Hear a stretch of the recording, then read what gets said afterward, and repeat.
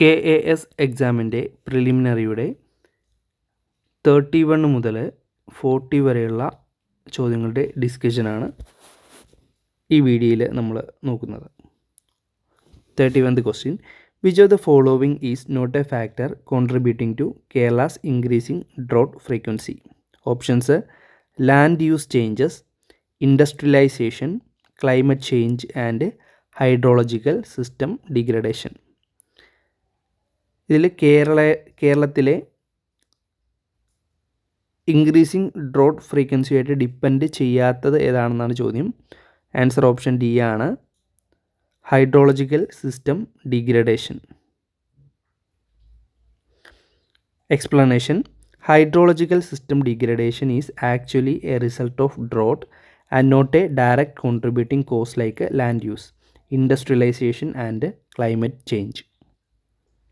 അടുത്ത ചോദ്യം, which of the following statement best define the nature and scope of science and technology? Options: science is solely about theoretical research while technology is limited to manufacturing process. Option B, science involve systematic inquiry to understand natural phenomena while technology applies this knowledge for practical benefit. Option C, science and technology are unrelated field that do not impact everyday life.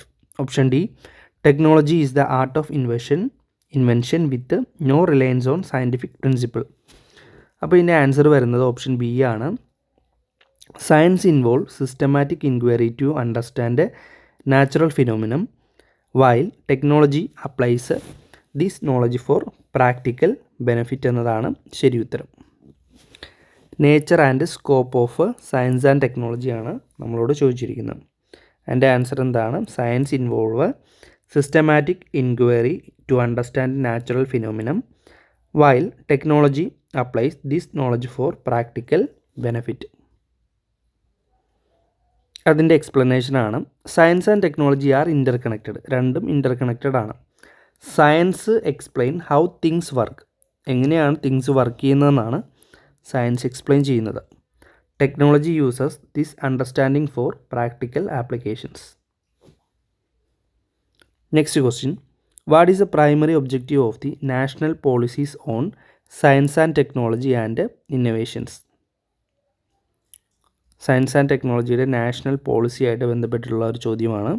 Options: to focus solely on scientific exploration without practical application, to eliminate technology from the education system.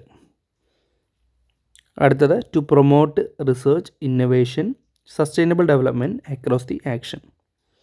അപ്പോൾ ഒരു positive statement വരുന്നത് ഇവിടെ മാത്രമാണ്, option സിയിലാണ്. അപ്പോൾ അതുകൊണ്ട് അത് തന്നെയാണ് answer.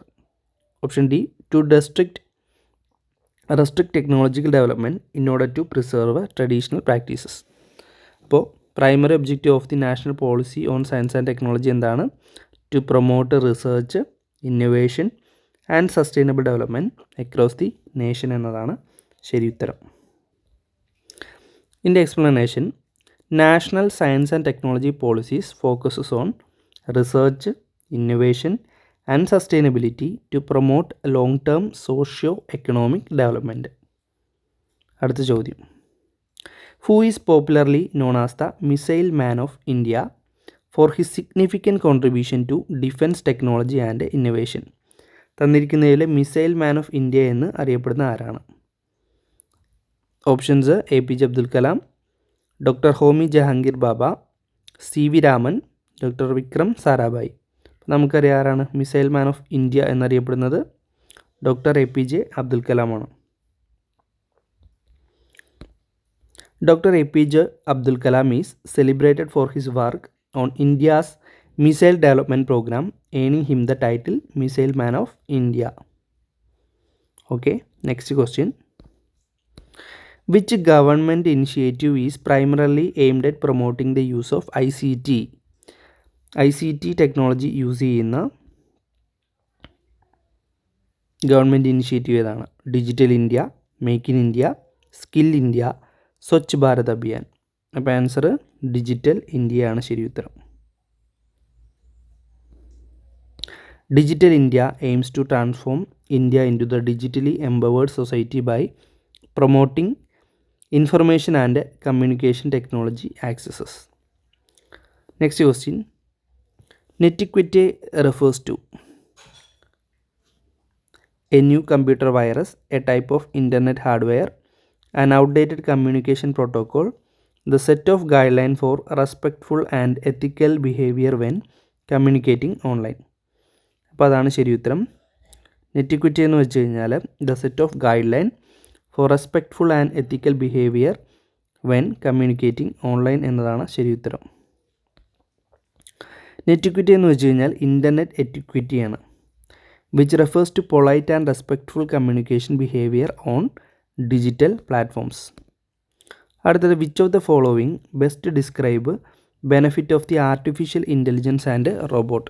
Artificial ഇൻ്റലിജൻസിൻ്റെ ബെനഫിറ്റും റോബോട്ടിക്സിൻ്റെ ബെനഫിറ്റും ഏതാണെന്നാണ് ചോദ്യം.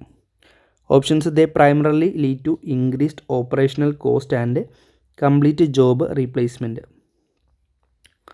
അടുത്തത്, they enhance automation, increase efficiency, improve precision across various sectors. ഒരു പോസിറ്റീവായിട്ടുള്ള സ്റ്റേറ്റ്മെൻറ്റാണിത്, അതാണ് answer. Option C, they are only applicable in academic research. Academic research മാത്രം അല്ല. They have minimal impact on industrial productivity. അതും ശരിയല്ല. അപ്പോൾ ആൻസർ വന്ന ഓപ്ഷൻ ബി ആണ്. റോബോട്ടിക്സും അതുപോലെ എ ഒക്കെ എന്താണ്? They enhance automation, increase efficiency and improve precision across various sectors. AI and robotics are key tools for automation, improving efficiency, accuracy and reducing human effort in diverse sectors. Next question, what role does ICT play in governance? ഗവേണൻസിൽ ICTയുടെ information communication ടെക്നോളജിയുടെ role എന്താണ്? It complicate government operations. Complicate ചെയ്യുകയല്ല, അപ്പോൾ അത് തെറ്റാണ്. It is only use in internal communication. Internal കമ്മ്യൂണിക്കേഷനിൽ മാത്രം യൂസ് ചെയ്യുന്നു, അതും തെറ്റാണ്. It streamline administration and improve services delivery to citizens. ശരിയായിട്ടുള്ള പ്രസ്താവനയാണ്. It replaces all traditional governance method. അതും തെറ്റാണ്. എല്ലാത്തിനുമുള്ള ഒരു പ്രതിവിധിയല്ല ICT. ഓപ്ഷൻ സി ആണ്. It streamline administration and improve services delivery to citizen എന്നതാണ് ശരി ഉത്തരം. Explanation: information and communication technology enhances transparency, efficiency and citizen participation in governance process. അതാണ് ശരി ഉത്തരമായിട്ട് വരുന്നത്. അടുത്ത ചോദ്യം, 39ാമത്തെ ചോദ്യം. Which of the following is not a part of astronaut training for Gaganyaan? Okay, options: centrifuge training അവർക്ക് കിട്ടുന്നുണ്ട്, high G acceleration test കിട്ടുന്നുണ്ട്, ന്യൂക്ലിയർ റേഡിയേഷൻ ഷീൽഡിംഗ് ടെസ്റ്റ് അത് അതിൻ്റെ ആവശ്യം ഇല്ല, അണ്ടർ വാട്ടർ സിമുലേഷൻസ് ഇതും ലഭിക്കുന്നുണ്ട്. ന്യൂക്ലിയർ റേഡിയേഷൻ ഷീൽഡിംഗ് ടെസ്റ്റ് ഗഗൻയാനിൻ്റെ പരിശീലനത്തിന് വേണ്ടിയിട്ട് ആവശ്യമായിട്ട് വരുന്നില്ല. അതിൻ്റെ എക്സ്പ്ലനേഷൻ ഇതാണ്. Nuclear radiation shielding is not a part of the astronaut training. The rest are standard training module for simulating space conditions. അടുത്തത് ഇന്നത്തെ ലാസ്റ്റ് ചോദ്യമാണ്. Which of the following is not a challenge in developing reusable launch vehicle RLV? RLV technology develop ചെയ്യുന്നതിന് വേണ്ടിയിട്ട് ഉള്ളതിൽ not a challenge അല്ലാത്തത് ഏതെന്നാണ് ചോദ്യം. High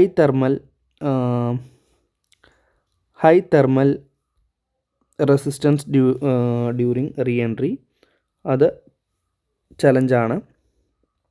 low cost fuel availability not a ചലഞ്ചാണ്. പ്രസിഷൻ ലാൻഡിംഗ് ടെക്നോളജി ഒരു ചലഞ്ചാണ്. ഹൈ സ്പീഡ് എയറോഡൈനാമിക് കൺട്രോളും ചലഞ്ചാണ്. അപ്പം നോട്ട് എ ചലഞ്ചായിട്ട് ഏതാ വരുന്നത്? ഓപ്ഷൻ ബി ആണ്. ലോ കോസ്റ്റ് ഫ്യൂവൽ അവൈലബിലിറ്റി ആണ് ഇവിടെ ശരിയുത്തരമായിട്ട് വരുന്നത്. Option B, low cost fuel availability is not a major challenge. Major challenges include thermal stress, precise landing and high speed control. അപ്പോൾ RLV ടെക്നോളജിയൊക്കെ നന്നായിട്ട് നമ്മൾ പഠിക്കേണ്ട ഒരു കാര്യമാണ്. അപ്പോൾ സയൻസ് ആൻഡ് ടെക്നോളജിയിൽ നിന്നുള്ള 10 ചോദ്യങ്ങളാണ് KS പ്രിലിംസിൻ്റെ ചോദിച്ചിട്ടുള്ള ചോദ്യങ്ങൾ നമ്മളിപ്പോൾ ഡിസ്കസ് ചെയ്തത്.